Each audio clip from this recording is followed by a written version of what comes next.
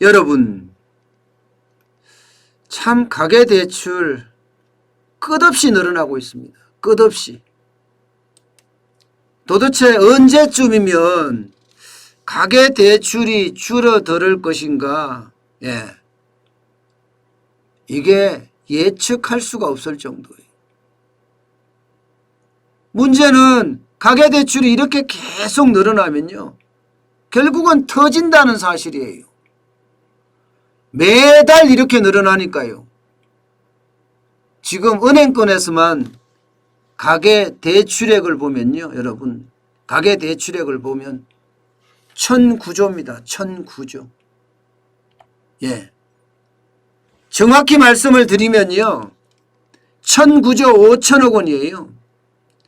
한 달 전에 1,003조 1천억 원이었거든요. 그때보다가 6조 5천억 원이 늘어났습니다. 6조 5천억 원이. 3월 기준으로 따져봤을 때는요, 역대 두 번째로 큽니다. 3월 기준으로 따져봤을 때. 작년 3월이 첫 번째였는데 작년 3월이 9조 6천억 원이었습니다. 올해가 두 번째, 역대 두 번째인데 6조 5천억 원이에요. 이 말은 가계부채가 엄청나게 늘어난다는 거잖아요. 여러분, 이 지표를 보면 문재인 정부가 얼마나 경제를 망쳤는지를 보여줄 수도 있습니다. 이게 해석하지를 못해서 사람들이 잘 모르는데요. 여기 보시면 좀 진한 파란색이 주택담보대출입니다. 주택담보대출. 주택담보대출이 5조 7천억 원 늘어났죠. 5조 7천억 원 늘어났다는 것은 2019년에 대비해서는 굉장히 많이 늘어났잖아요. 이렇게 늘어났다는 건요, 문재인 정부의 부동산 정책의 실패 때문에 전세대출이 올라서 대출받고 집 살려고 대출받고, 그래서 주택담보대출이 늘은 겁니다. 여기에다 신용대출까지, 기타대출, 좀 덜 파란색 기타대출인데 이것도 마찬가지로 늘은 거예요. 정부의 경제정책 실패가 가계대출을 폭증시켰다는 겁니다. 결국은요. 그런데 어느 누구도 정부의 경제정책 실패가 가계대출을 폭증시켰다 이런 말을 하는 사람이 아무도 없어요. 아무도 없습니다. 5조 7천억 안에 말입니다. 전세자금 대출이 2조 8천억 원입니다. 전세자금 대출이 2조 8천억 원. 이 말은 결국은요, 정부가 임대차 보호법, 보호3법 작년 7월에 발효가 됐죠. 그러면서 전세가 엄청 뛰었습니다. 바로 그렇다는 뜻 아니겠어요?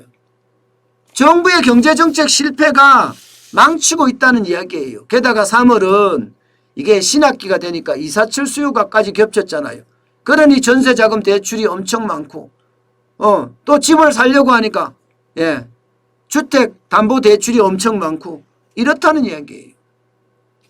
여러분, 가계대출은 그 어느 때보다 정부의 실패로 시작된 거예요.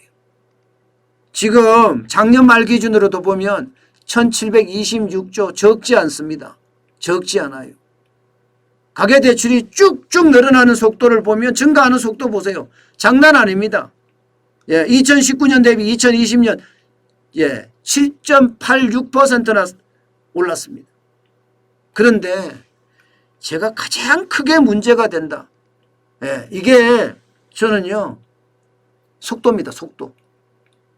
가계대출의 증가 속도가 굉장히 빠르다는 사실이에요. 전세계 1등입니다. 전세계 1등. 지금 보시는 것처럼 맨 위에가 대한민국인데요. 2015년 4분기에 가계부채 비율이 83.1%였다면 2020년 3분기에는요 101.1%예요. 증감률이 18%나 쭉쭉쭉 증가하고 있다는 거예요. 쭉쭉쭉. 노르웨이, 프랑스, 캐나다, 스웨덴, 스위스, 벨기에 이런 많은 나라들이 증가하고 있다고 이야기를 하지만 대한민국의 18%를 따라올 수는 없습니다. 일본도 7.2%밖에 안 됩니다. 일본도.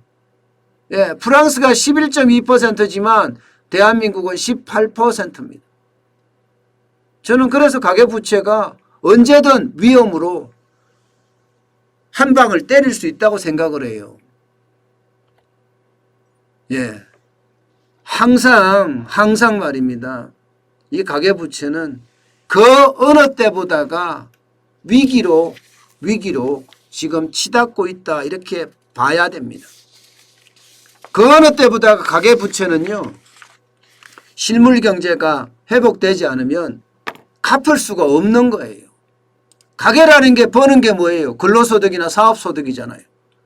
예. 그런데 뭐 지금 실업자는 넘쳐나고 자영업자는 줄줄이 문을 닫고 있는 판이니 아직도 가계 소득이 늘어날 리가 있겠습니까? 가계 소득은 안 늘어나는데 부채만 계속 늘어난다. 계속 빌려 쓸 수는 없습니다.